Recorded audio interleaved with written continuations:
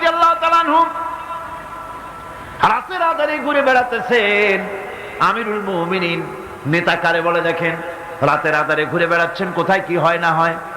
মরুভূমির ভিতরে একটা তাঁবুর মধ্যে আলো জ্বলে, কাছে যে বাচ্চাদের কান্না শুনতে পেলেন, গিয়ে দেখছেন মা কি যেন রান্না করে আর বাচ্চারা কাঁদতেছে গভীর রাত্রে।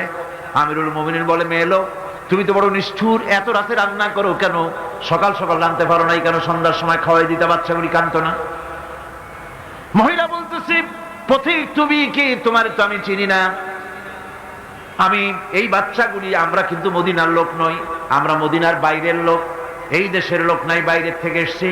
মদিনার সরকারের কাছে কিছু পাবো, সাহায্য নেওয়ার জন্য এসেছি, কিন্তু মদিনার খলিফার কাছে এখনো যেতে পারি নাই। আমরা আজকে 3-4 দিন না খাওয়া রয়েছি, ক্ষুধার জ্বালায় বাচ্চারা কান্দে। আমি হাড়িতে কোনো খানা রান্না করি না, বাচ্চাদেরকে সান্ত্বনা দেওয়ার জন্য হাড়ির ভিতরে পানি আর পাথর দিয়ে নাড়াচাড়া করতেছি। আমিরুল মুমিনিন তার পায়ের তলা থেকে যেন মাটি খসে যাচ্ছে, ভয় হয়ে গেল, আল্লাহর ভয় তারই হয়ে গেল তার ভিতরে। বললেন, মা একটু অপেক্ষা করো, দেখে কিছু করতে পারি নাকি। দৌড়ে চলে গেলেন বাড়ি। বৃদ্ধ আসলামকে ডেকে বললেন, বাইতুল মালের দরজা খোলো, বস্তা নিয়ে আসো, আটা ঢুকাও, পেঁয়াজ ঢুকাও, রসুন ঢুকাও, তরি তরকারি ঢুকাও। ঢুকানো হয়ে গেল, বস্তা মুখ বান্ধ। আমিরুল মুমিনিন বলছেন, আসলাম এই বস্তাটারে এবার আমার মাথায় উঠাইয়া দাও। হযরত আসলাম বলেন, হুজুর এই বস্তা বহন করার জন্য আমি খাদিম তো হাজির আছি, আপনি নেবেন কেন? আমিরুল মুমিনিন বলছেন, দেখো যেই দৃশ্য আমি দেখে এসেছি, কিয়ামতে আমারে আসামি বানানো হবে, তোমারে বানানো হবে না, কাজী আমার বোঝা আমার মাথায় উঠাও।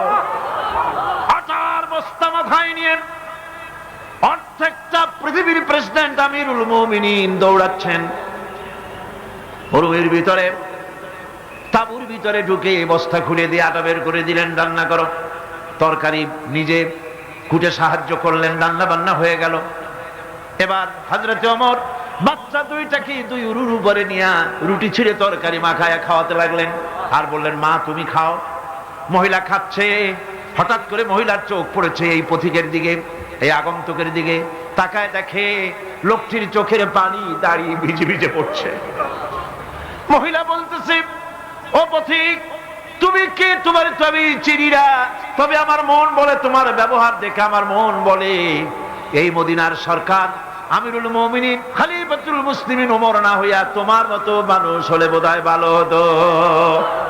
হযরত ওমর নিজের পরিচয় দিয়ে নিজের বাহবা নিতে চাইলেন না। তিনি বললেন, মা তুমি আগামী কাল খলিফার দরবারে যাবে, সেখানে আমাকে তুমি দেখতে পাবে।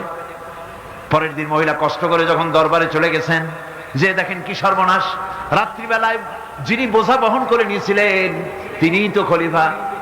মহিলা কাছে গিয়ে করজোড়ে দাঁড়ায় বলেন, আমিরুল মুমিনিন রাতে আপনি আমার জন্য কষ্ট করেছেন, আমি বিরুদ্ধভাবে আপনার কাছে মাপ চাই, আমারে মাফ করে দেন। হযরত ওমর বলেন, মাপ? উল্টা আমার কাছে মাপ চাইও না, তুমি বলার আগে আমি খোঁজ নিয়ে যে তোমার খাবার পৌঁছাইতে পারি নাই, এই জন্য কিয়ামতের দিন আল্লাহর দরবারে ওমর রে আসামির কাতারে দাঁড় করাইও না।